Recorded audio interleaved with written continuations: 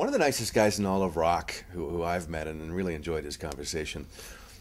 He's managed to put a really cool stamp on a song rather than simply do a remake, which is the wonderful thing about this record. It's not just rehashing the songs, it's putting a wonderful stamp on them.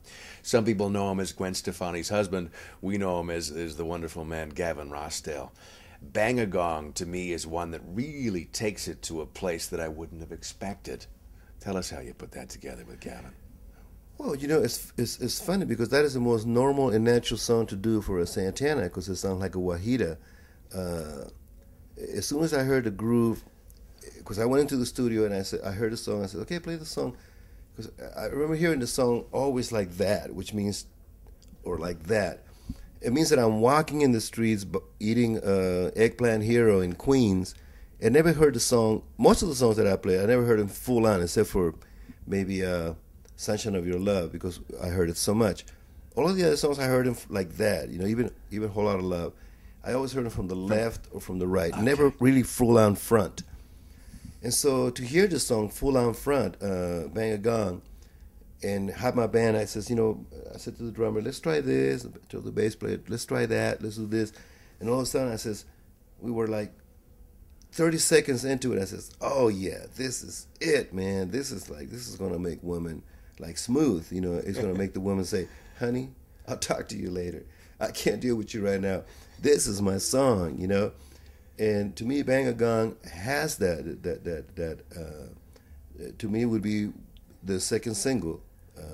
If I had my way, because it's very alluring, and the way he sung it, he became again.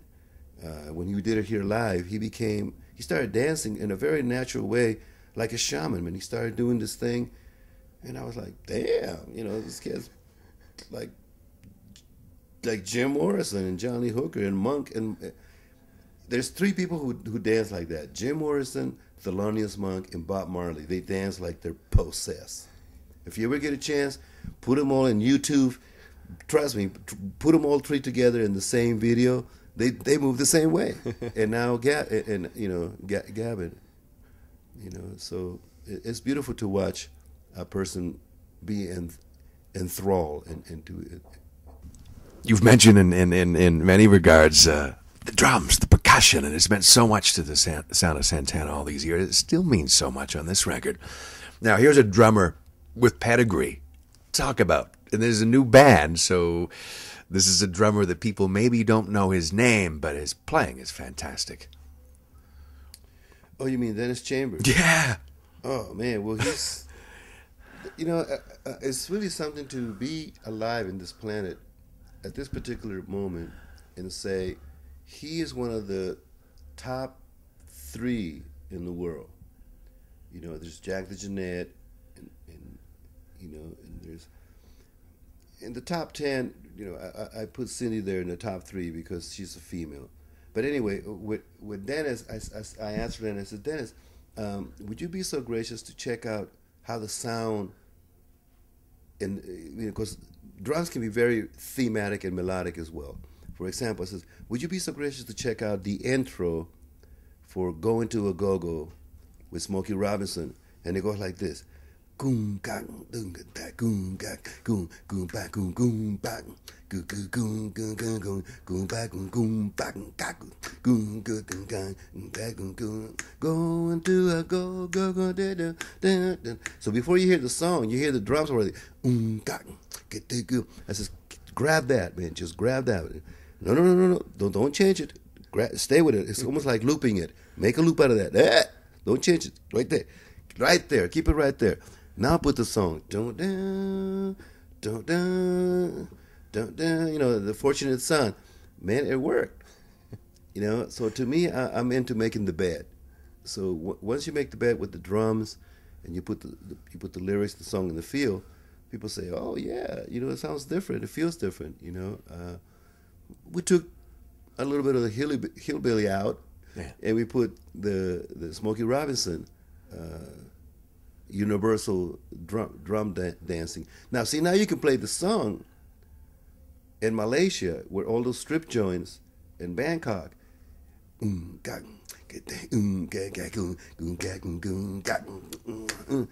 it ain't me, man. But it's like, yeah, it sure it is, you know. So to me, that has a lot to do with what people call Santana-izing something. It's just making it more sensually danceable.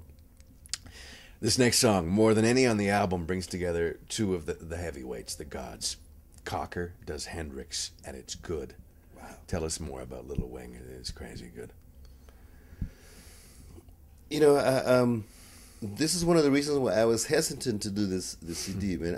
I never wanted to walk in those footsteps, you know, of Jimi and Clapton, you know, because there's some serious footsteps.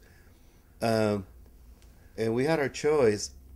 So I listened to about an hour of nothing but different versions of Little Wing by Jimi and also Eric Clapton and, of course, Stevie Ray Vaughan. Yeah.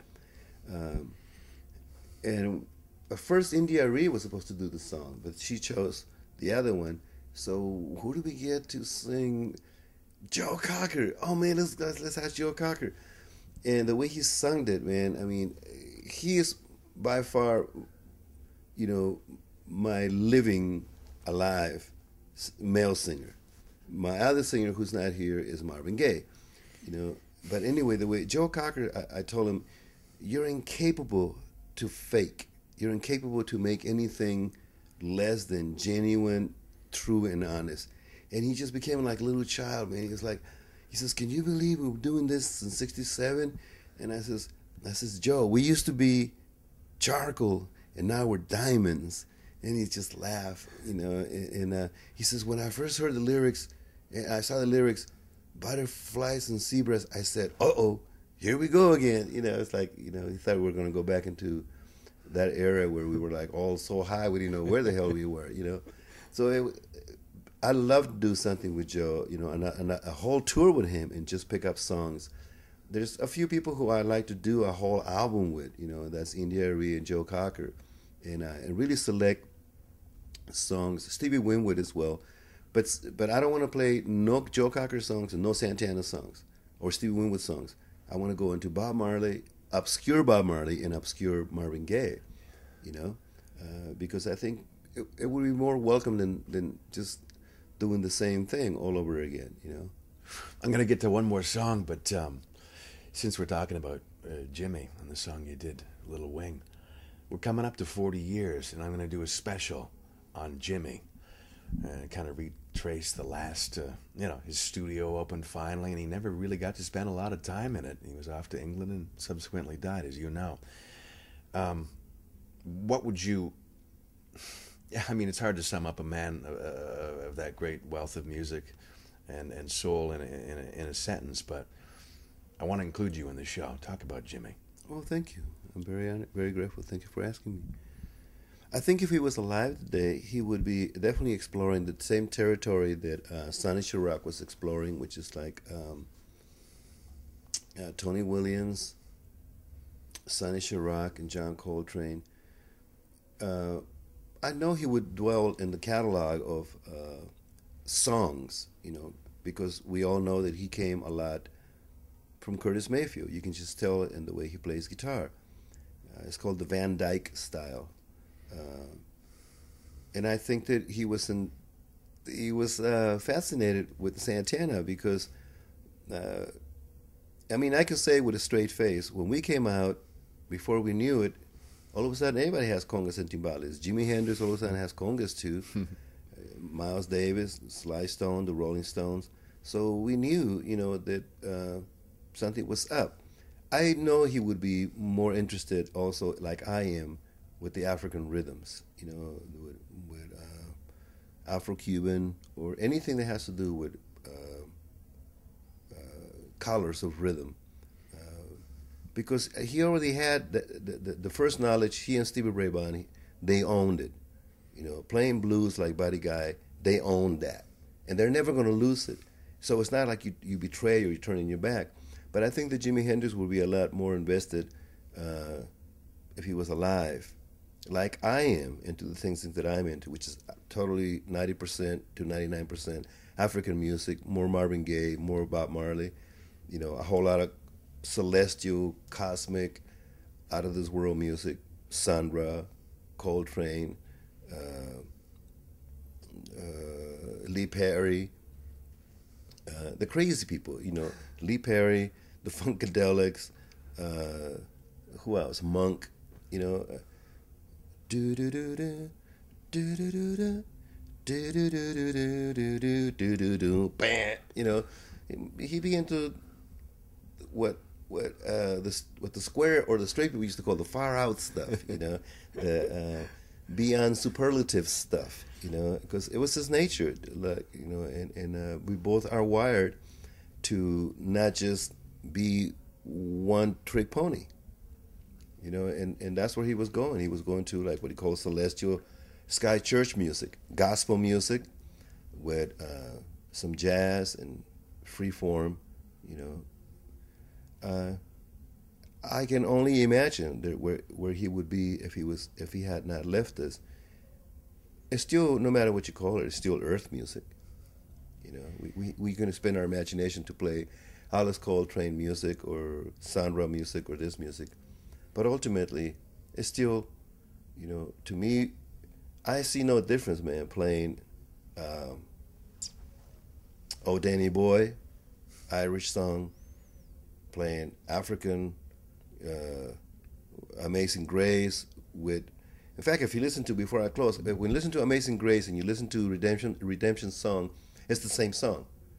One is, the guy who wrote Amazing Grace was the guy who was carrying the slaves.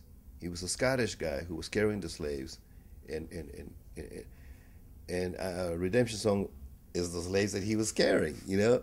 So it's the same song, and it's coincidentally people play those two songs at funerals, you know. So that's where Jimi would be, you know, creating songs to celebrate New Year's Eve, songs to celebrate birth or death or parties, you know, celebration songs, you know. I miss him terribly, and I thank you from the center of my heart for you taking the time and the energy and the financial situation to keep Jimi Hendrix's spirit alive, because he is electric Beethoven. Thank you so much. Thank you. Explore Music wears English Laundry apparel.